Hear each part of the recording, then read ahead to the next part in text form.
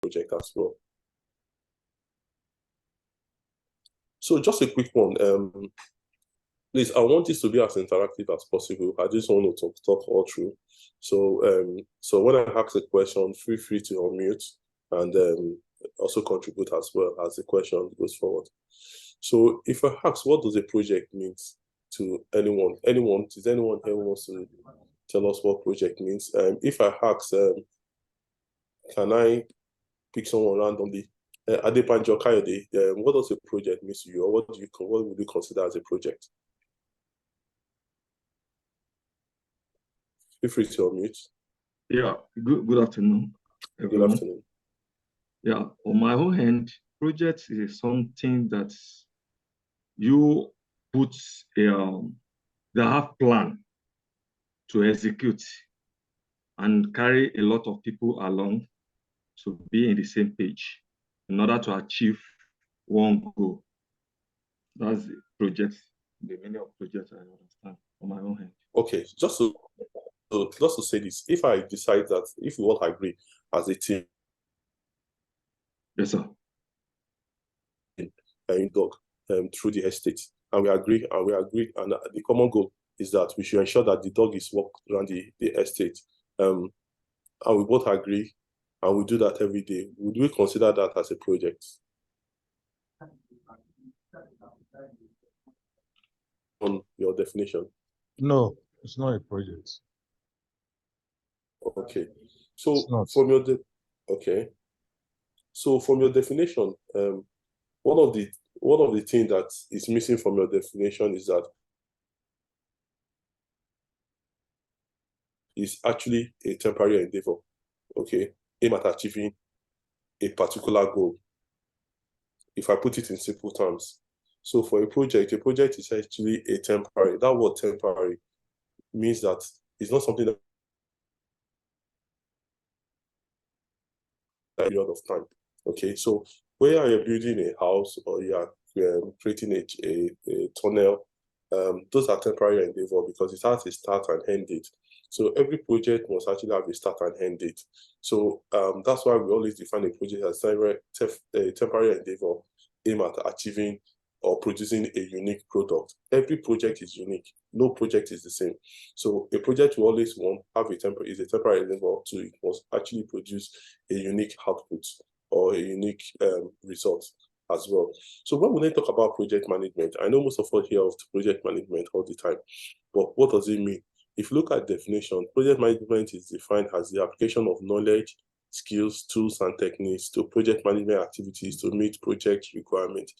So what that means is that for you to actually say you are practicing project management, one, there are basic things that we as practitioners must have, okay? Because it talks about the application of what?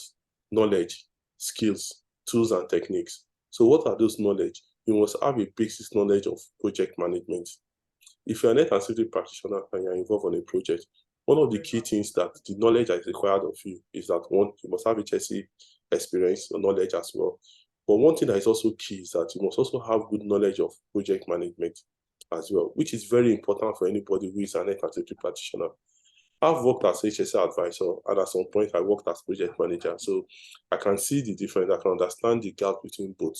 And most times we don't feel the pain of the project manager because we are not wearing the cap. Sometimes we don't understand what the project manager sees every day. So it might be difficult for us to actually offer the right advice if we don't understand the project management principle and try to understand their mindset and what they intend to achieve. So what we are saying is that project manager is application of knowledge, skills, tools, and techniques. So you must have the knowledge, you must have the skills as well. Now, having the knowledge and skills are two different things. You might have the knowledge, but you might not have the skills to carry out. So, for example, you might have the knowledge of how to mix cement. You can read that up. But do you have the skills to actually carry out those mixtures? That's a different thing entirely. Okay. So you might have the knowledge of how excavation work should be protected. But do you actually have the skills to be able to apply that in practice when you're on construction site? So those are the two. Then the tools and techniques is also very important, okay, which we're going to see at a later time. So in simple time, project manager is the acquisition of knowledge, expertise, and techniques, project activities to meet project requirements. So what do you mean by project activities? The project activities, let's say, for example, you are creating, you are building a house. The project activities will involve all those basic activities that takes place to form that building. You might have you might have excavation work that might need to be done for the foundation works. You might not have the block erection works that might need to take place. You might have the roofing work that needs to take place. You might have the electrical, the plumbing works. You might have the electrical fittings. Those are project activities. Those are different activities. When you bring those activities together, that's what makes up the project in totality. But the project requirements are those set requirements that the client or the project owner or the person that owns the project, which were, in this case, let me use the word, pardon me to use the word, the client. If you are building for me, I'll set requirements for you that I want that project to meet. Maybe one of the requirements might be, I want this project to be completed in 2 days. That's timeline. I want the building to have so color. I want screening to be done. I'll send specification. Those are specifications, those are requirements set for the project. And most times, for most projects, you also have safety requirements that set, such as the zero LTI, I want zero fatality on the project, zero incident and all that. Those are project requirements. There are requirements set that you must be able to meet. So invariably, the project manager encompasses your ability to be able to use your knowledge, your skills, the tools and techniques. The techniques might even be maybe your ability to put together to brainstorm on a particular solution, okay, to achieve that requirement. So the customer, anyone that a project serves is a customer, okay, anyone. If you are building, let's look at the Third Mainland Bridge when it was going through repairs. Who are the customers for that project? Anyone, you can tell me.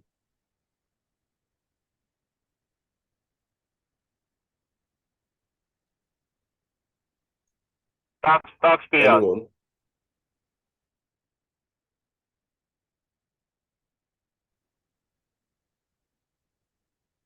Remember the Third Mainland Bridge was going to repair at some point. Thank you. The road users. The road users, they are all customers. The road users are customers. The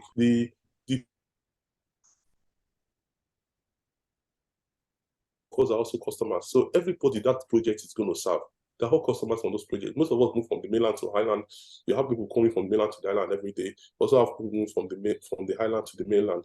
At that point where the project is where you build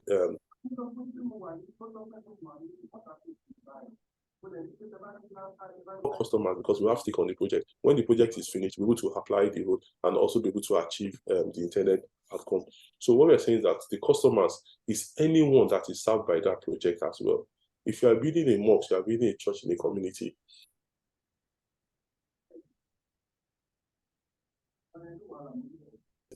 Let's look at the new Lekki Airport, the Dangote refinery, for example, that is being built. The customers are the Ibeju-Lekki residents, Nigerians who are going to be buying the fuel as well. The suppliers of petroleum product, contractors who are working on that site are all customers as well. So everybody that project is going to serve the customer. Now, who is a project manager? A project manager is that person who has a responsibility for the success through initiation, planning, design, execution, monitoring, control, and approach of the project. So that's where we always get it wrong. Now, we are health and safety practitioners. We are just there to support the project. We are not the one that is responsible, that has the overall responsibility for the project. The project manager has the overall responsibility for any project we are involved in. As health and safety practitioners, we are there to support, to offer him advice. But the whole accountability of the project lies with the project manager. So he is the one that is cutting the shots. Okay, but in a case, so he's responsible for safety, he's responsible for procurement, he's responsible for human resources, but for cost management, he's responsible for everything relating to the project. But he's also responsible for managing the risks of the project. So, but because he doesn't have the requisite skill to manage all the risks involved, that's why we are supporting him to ensure that the risks associated with the project are well managed. So now your work breakdown structure are those basic activities. When you break the task into minute stages, that's what we call the work breakdown structure. For example, if you are making your tea in the morning, you get your COP, you check the COP, you look at the sockets, then you bring out your tea bag, you put the tea bag in the cup, you boil it, then you pour the cup of tea into a bucket, into your cup, you put milk. Those breakdown, when you break those stuff into smaller elements, those bit by bit elements, what we call the breakdown structure. I used an example of a building the other time. What makes up the building? Your foundation, the block work, the roof, the electrical works, the plumbing works, all those put together. If you break those activity, your foundation, when you are doing foundation is part of. So all those things are what we call the work breakdown structure. It defines the task. Every task, when you break every task into minute elements, that's from the work breakdown structure of that project. So every project is a combination of different tasks. If you put the tasks together, that's what forms the project. That's why when we are doing our method statements, it is very important that you have an understanding of the work breakdown structure for that task. If someone wants to carry out excavation work, it's very important for earth and site practitioner to understand when we're asking for method statement. What we are trying to understand is to look at what are the tasks that are going to be involved. Please, let's mute our mic. Please, can we please mute our mic? Can we please mute our mic?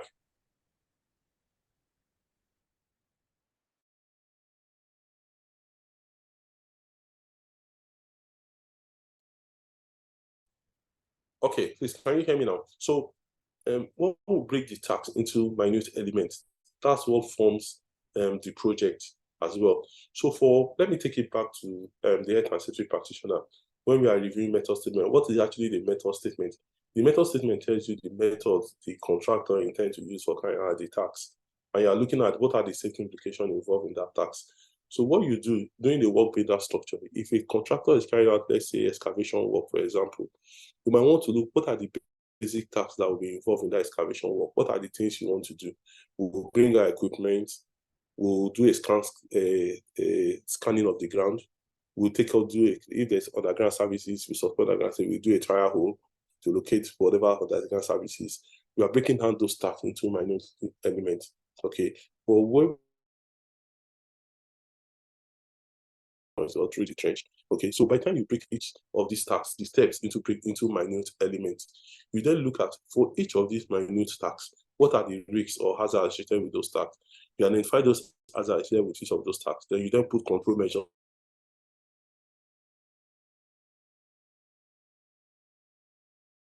So your safe system of work is gotten from the work breakdown structure. So what we are saying is that your safe system of work is based on the work breakdown structure element. And you're looking at the hazards associated with each of the work breakdown structure. And you're looking at the control measures associated with each of those tasks and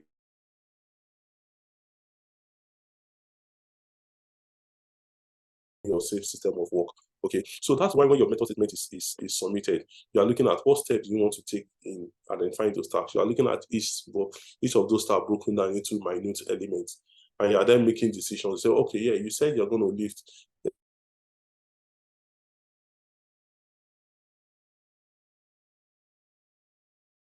What are the risks associated with lifting column? You didn't mention the control measures in their method statement. If it's not there, we're going to ask the contractor to put adequate system in place. If they say they are going to use, they are going to dig the ground, that immediately tells you that, okay, what are the risks with excavation? They might strike underground cable. If they're saying, oh, we are going to walk close to water area, that tells you that drowning is an issue. Overhead services might be an issue. You're then asking the question, what are they going to do to break down, to manage the overhead services or walking around water?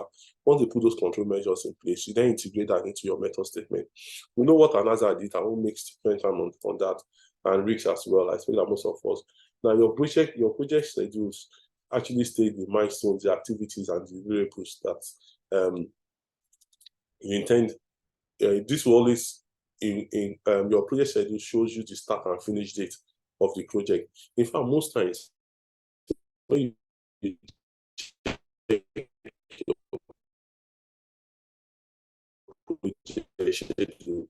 your project schedule will always give each of those activities. You see, tax 2, tax 3, as you are seeing on the screen, tax has a start and finish date. Okay, so when you have your breakdown structure, your planner, sometimes you have a planner, and if you are good in using it, I also want to learn, sir. Okay, when you see the activities, resourcing to supervise, do they have the adequate resources in terms of trainings? Will we require specific trainings? Do we have the adequate PPE? Can we make provisions for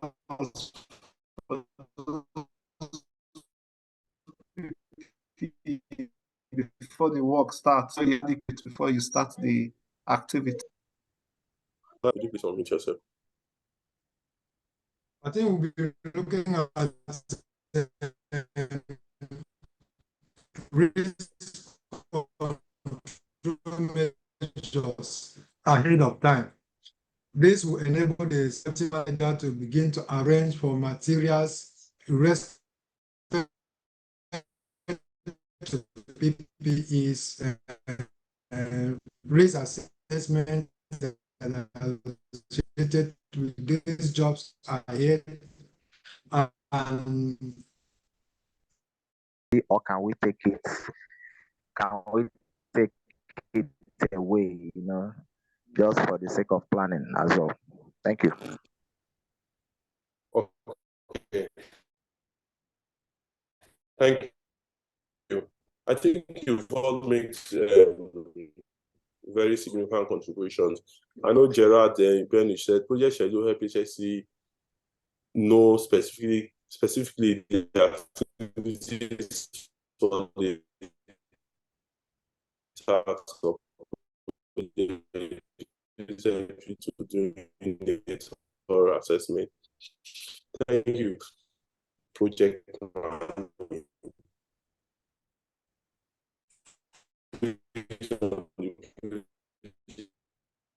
schedule. For example, if I see the steel erection, that tells me that there's a potential for possibility that okay, they carry out the if they're going to erect the steel, what equipment they need to lift it up in the erection? Of course, most likely that tells me that it might be using enough. So that you are telling the project manager early enough that one, I need to know the resources to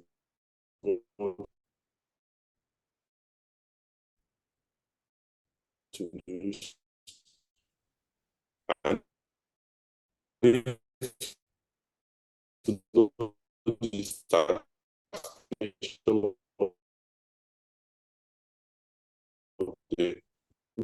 I'll be there. I need to know who is the crane operator, the lifting operations information. You don't wait to begin to this. I'm the project manager. I'm going to tell you that you don't know. Whereas you've not seen anything like HSC plan review. HSC activities also need to be integrated into the project schedule. For example, if the project schedule has not covered something like review for HSC plan, the HSC plan development and review, the question is, you might need 2-3 days or 4 days to review the HSC plan. And the guy has submitted the plan just thinking that he will get it immediately and they will begin the operation. But they're now suddenly realizing that you're going to need 3 days. And you're saying, no, I need 3 days for them. So where am I going to get those days? Where is those days going into? Because you're going to delay our project by 3 days because you failed to let us know that those things should have been captured in your schedule. So do you get your project, your HSC activities that might have some approval or timeline for you to complete? Do they capture it in the project schedule? If it's not, then you should be asking those questions early enough. Otherwise, you just be making a mess of our project as well. So the project stakeholders are all members of the project team. Anyone interested in stakeholder, okay? So, and every project must have a scope, okay? The project scope comprises of the time, the cost, and quality. We call it the triple constraint. So those are the 3 things that every project must. What there's a scope for that project, which means the project must be completed according to the timeline given, according to the cost allocated for that project. If it's a 2 million naira project and you are going to spend 4 million on that project has failed. So you must be able to work in line with the cost. That is where we as HSC practitioners also need to have our own input in terms of costing as well. Because if you delay the project because you fail to identify the project schedule on time, or you fail to identify those things and advise the project manager early enough on the things he needs to put in place for them to be able to complete the project successfully, then you are going to be incurring costs on the project, which might have a negative impact on the project as well. So we also have an element of cost as well that we might also need to. So we can help the project manager to save costs by giving early advice, early intervention, and ensuring to pick up risks early enough as well. Quality is also, of course, we know that as well, so I won't want to spend time on that. We also look at the project charter, okay? So the project charter is the document issued to the project manager, which authorizes the project manager to be able to manage the project. Is the document that actually commits the project manager to commit resources on the project. So what that means is that the project sponsor, the person that owns the project, that is sponsoring resources, that is committing resources on the project, that I will use the word, the person that has the money that is spending on that project, okay, we need to give the project manager what they call the project charter. The reason why we are saying this is that so that as a security practitioner, we can also understand the concept of project management, understand what the project manager does as well. So for the project manager to be able to exercise his authority on that project, the first thing he must be given is what we call the project charter. It's the project charter that tells him about the project timeline, the budget for the project, the resources he can commit on the project, and the authority for him to exercise authority on that project. So when we see a situation where the HS manager is saying, no, I'm more stronger than the project manager, the answer is no. Okay, the project manager is the one that has the sole authority on that project, but we are there to support and offer advice as well. It doesn't mean that we are dormant. We are also active, but we should understand the limitation of our authority as well. Okay. So the project management office from organization, what we call the project management office, we oversees what the project management team are doing. Okay, they are more like the auditors. They give guidance, they set standards for the project management team to follow. And where it is not followed, the project management office will always hold the project manager accountable. So I talked briefly about what is a project. We said, I said it's a temporary endeavor that you need to create a unique product, service, or result.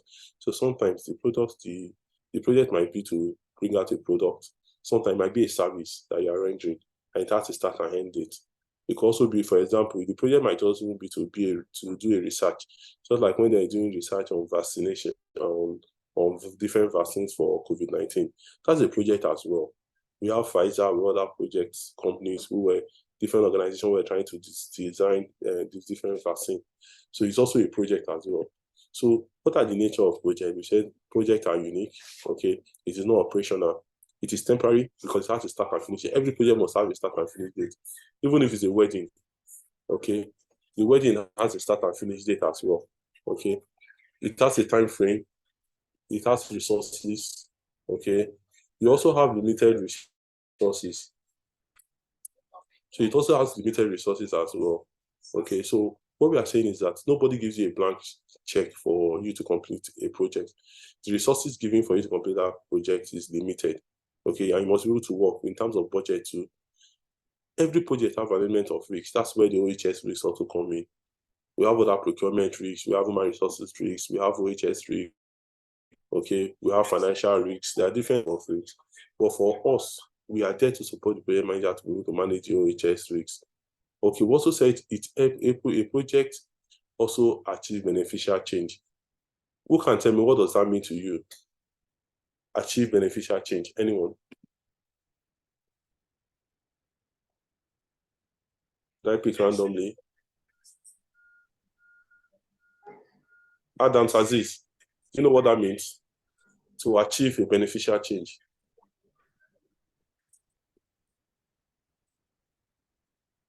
Or Edwin Hayim, if you're there. Or Emmanuel Fatoko. Anyone?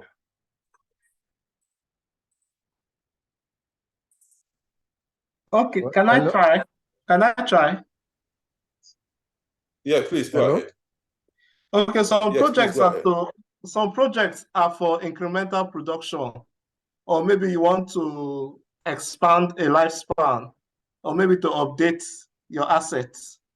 So those are some of the reasons why you have projects, either to increase your production, update your assets, or maybe comply to regulations. So those are some of the reasons why you have those changes on your assets? Beneficial change. I think I saw your hand up. Who was that? Well, all right. Hello? Parkinson. Hello? Yes. Go ahead, please. Beneficial change, in my own understanding, it talks about, every project is to meet a specific desire. So in all, the project is meant to meet a certain demand, and that demand is actually meant to meet specific change need in that process or operation. So like he was trying to say just now, if it's a production line, you needed to increase from 2 lines to 3 or 4 lines. It means that the capacity is being increased and is going to meet more market demands due to market demand, if that's what is on at that time. Same thing, if it's to create more universities, and then you start the project of increasing the number of universities across states. The essence is also to get more people. Is that Oladipupo? No, this is Ojo Omoro. Okay, Oladipupo, do you want to add a voice to what you have said? Can I try, please? Share the money. So I didn't get that. My name is Emmanuel. Can I try? Yes, please go ahead. Please. Yeah, it's like in safety when we say continual improvement. So maybe the beneficial change might be a form of improved profits in the organization, or maybe improved performance.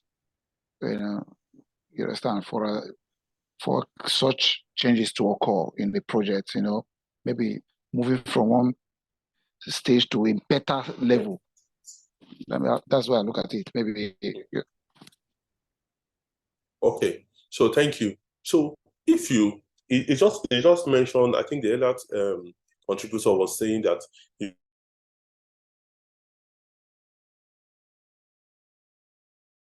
increase the production rate, you can now produce more, is it not?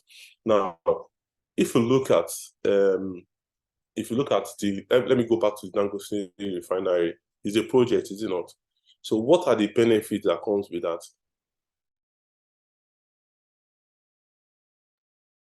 Functional. We're going to have the forest is going to improve. Okay, we'll have more forests in Nigeria. There's development, there's broad development to that community as well. Employment. A lot of people employment as well. Employment, yeah. Okay, so projects are supposed to also bring beneficial. For every project, the outcome of every project, even for your own house. If you decide, maybe in your house, you decide to now build a fence, what has happened? You've increased the benefit of that house. You've increased your security as well. If you decide to increase your finishing, you decide to do your screeding, you want to increase the aesthetic value. What has increased? It has increased your comfortability within your house. It has also increased the value of that house as well. So it's also a project. What we are saying is that every project will most likely bring out beneficial change. And of course, the project will always focus on satisfying customers' objective as well. Okay, a quick test. I just want a yes or no. Okay, so I want to ask which of this is a project and which of this is not a project. Okay, daily lifting of materials for supplies. Is it a project, yes or no? No, it's not a project. Okay. Any contrary opinion? This is an open forum now. Any contrary opinion? It could be part of the scope of a project. So it depends. There could be scopes of a project. Okay.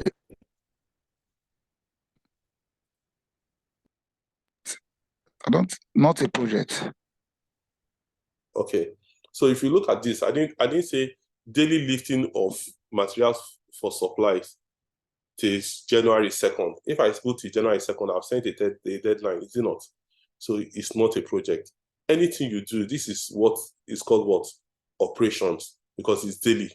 But if I now say daily lifting of materials for supply till 2nd of January is a different thing, then becomes what? A project. Erection of scaffold. Erection of scaffold is not a project. Not a project. Okay, so this is either here, Not a there, or project. there. So erection of scaffold can also be a project, is it not? But I didn't put daily. I didn't put daily. So what I'm saying is that, yeah, I might not have given sufficient information, but I just want to test your brain. So erection of scaffold can also be a project. It could, yeah, Because it could be a project. you can erect, we also have scaffolding companies. All they do is just erect scaffold. They get their contract, they erect the scaffold, and they leave. Okay, so that becomes a project. But if you work in an organization, maybe in a manufacturing company, and it's part of what you do every day, you erect scaffold every day, no start, no finish date. You're always erecting scaffold every day. It then becomes what? Operation. It's no longer a project. Construction of a warehouse, is that a project or It's a project. It's a project. It's Do a we all project. agree? It's a project. Thank you. Construction of infrastructure. It's a project. Project. Dangote. Excavation. Excavation. Not a project. Not a project. Excavation is a project. It could be a project. It's a work on an existing project, so it's a project. It's a project. Okay. It's an activity, it's an operation, it's not a project. A project is made up of different activities, is it not? Yes, sir. So excavation is also an activity, because you also, before you excavate, you can put excavation into work breakdown structure, is it not? Because even excavation as a word has a work breakdown structure. It might tell you, test is check the ground first as one activity, use your shovel to take the soil out as one activity, or measure the ground as an activity, measure the depth you want to go, or measure the area you want to excavate as one activity before you even start excavating. Get your materials ready. Those are activities under excavation.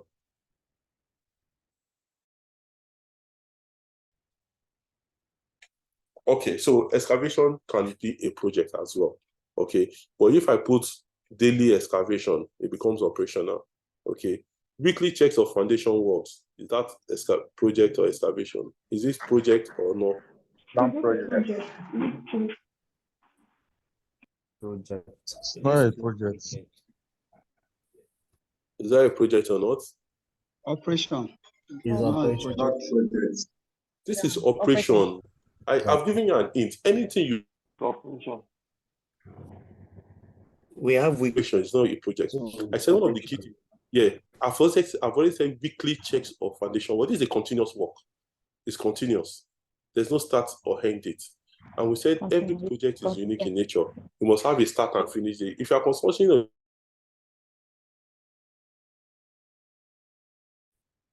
if you are construction of infrastructure, you must have a start and finish date as well.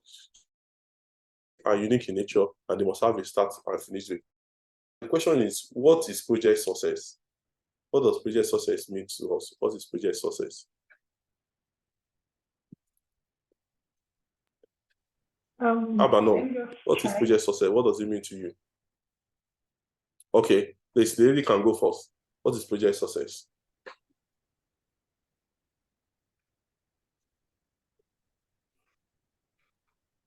Okay, it's I had someone saying, what is project success? Is that Jennifer? Okay, let me. Yes. Okay, Jennifer, do you want to go first before I can see a lot of people hands to see of Samuel Afolabi. Do you want to? Okay, let's have Jennifer first, then Samuel Afolabi. What is project success? What does it mean to you?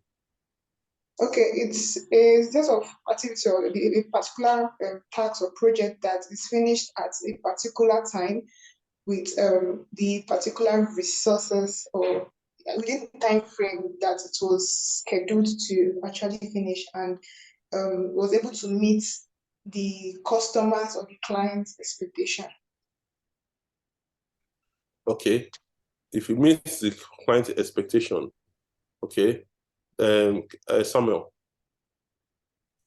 All right. A project is said to be successful when it's successfully, or let me say, it's completed within a time frame speculated, and when it has been able to meet the requirement set before the start of the project. So of course, there will always be a scope, and everything is completed. There's no lagging and the rest. So we can say the project is successful. Okay, promise. Because Okay, for us in HSC, to say a project is successful when there is no injury to people and there is no major damage to the environment. thank you. Very good. Adela.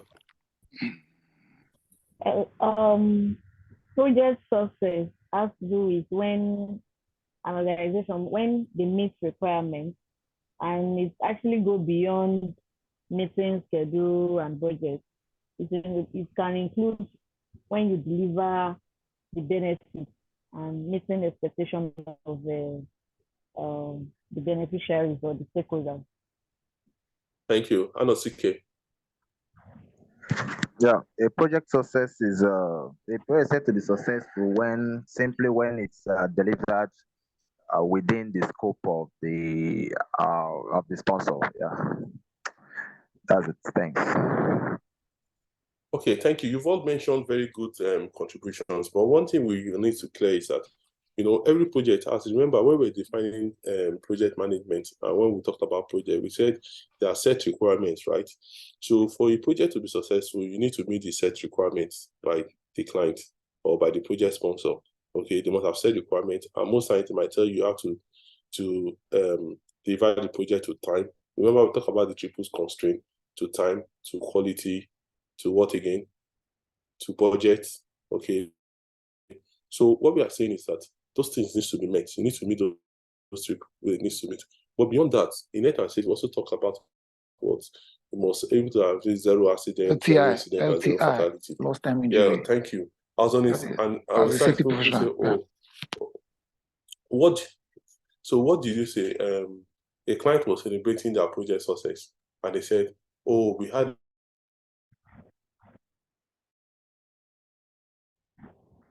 two projects. It was completed to time. It was within budget. Okay. It was within the scope. Okay. They was within the client's requirements, but only 3 people died. This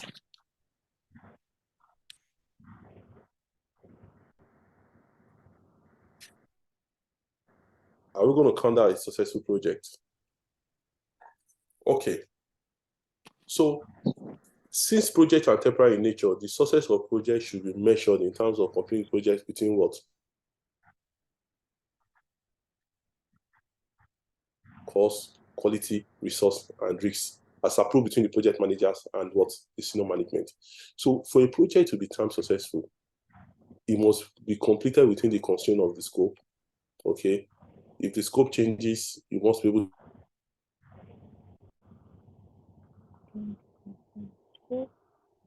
also must be able to deliver within the cost constraint. That means that you don't go up over a budget. The quality must be achieved. The resources you need must also be well maximized as well. And risks. In terms of risks, what do we talk about the risks here?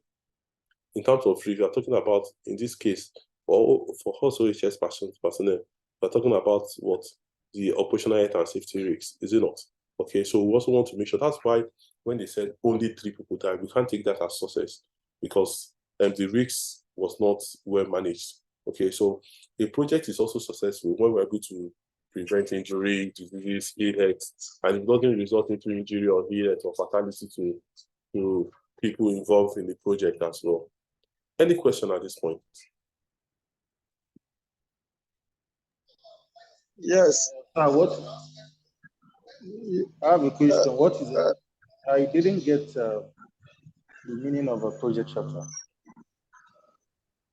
Okay, so a project charter is the project charter is a document given by the sponsor to the project manager that authorizes the project manager to be able to commit resources on the project.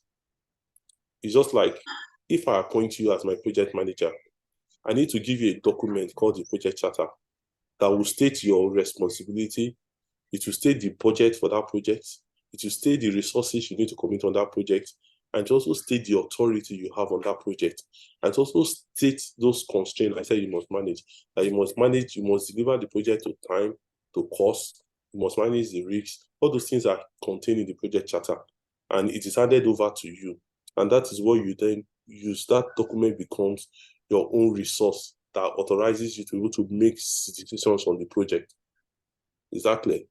That's just the simple thing of a project. So if you open a project charter, it will always contain who the project manager is, the authority the project manager has, the budget on the project that must be expended on the project, and the timeline for completing the project.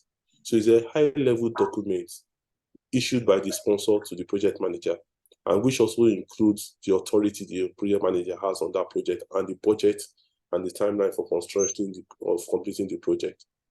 Exactly. Yeah, it's clear. Yeah. So we can. There's also a section. We also have something on project charter at a later time that we can discuss further on that. So the question now is that, just a quick one.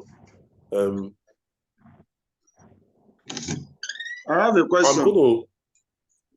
Okay. I want to put I have a us question, in, there's this group exercise. Okay, let me take that before we go into the group exercise. It's just quick one, just 2 minutes. We just have 2 minutes to do the exercise. The reason is we just need 5 reasons for, we're going to have just 2 groups to tell us why would a project fail to deliver benefits. So let me take your question, then we'll do that quickly. Yeah, thank you. When you were talking about scope, you mentioned the cost, time, and the quality. And I'm wondering why we do not put safety as part of the factors when you are scoping the project, sir. Thank you. Okay. If I go back a bit, you see, can you see my screen? You said complete the project within the constraint of scope, time, cost, quality, resource, and what? Risks. Yes. So risks in this terms now, we're talking about the risk of financial risks, environmental risks, operational health and safety risks, human resources risks, okay, financial risks, all those things come under the risk. So your operational, so it's inclusive of operational health and safety as well, but it's just captured as what? Risks. So for us as health and safety practitioners, we are there to also support the manager to manage the operational health and safety risks. Does that make sense now? Did I answer your question? Sorry. I think what's trying to say, if I'm not mistaken, is why is risk itself not captured as part of the scope? I'm listening, sir. Do you understand what I'm saying? Can you hear me? I can hear you now. Yeah, so I think what he's trying to say is why is the risk itself not captured as one of the scope of a project? Like when you are scoping your project, risk itself, is it not meant to reflect just the way the time is defined, the cost is defined, the quality of the project as well is defined? The quality. You know what we call we have what we call the triple. If I take you back, they all form part of the scope. Let's go back. You see, we have the time, we have the cost, we have the quality. These are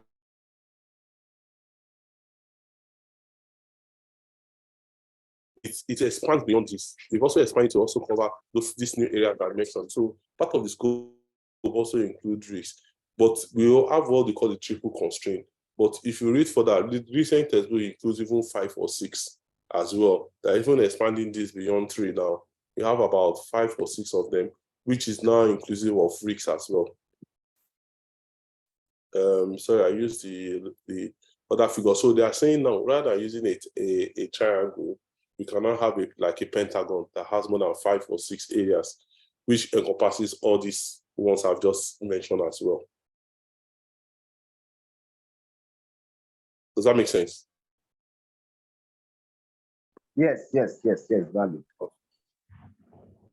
Okay, so just a quick one. I just need you to answer these reasons why a project will fail to deliver a benefit.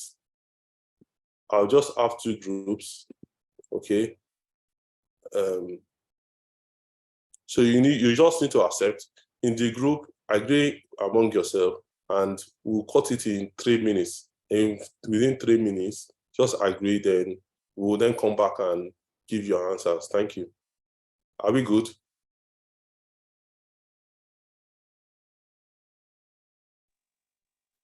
Yes. Okay, sir.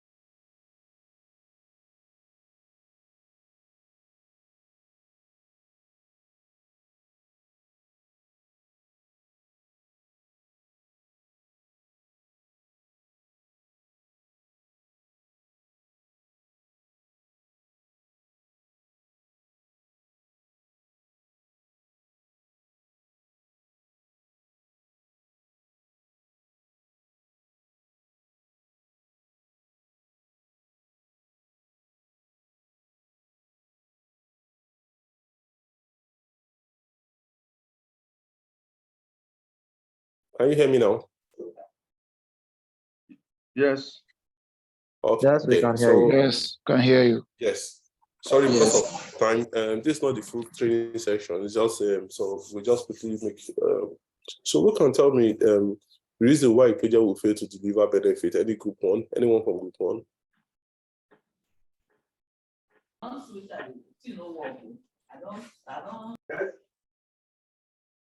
Anyone from group one?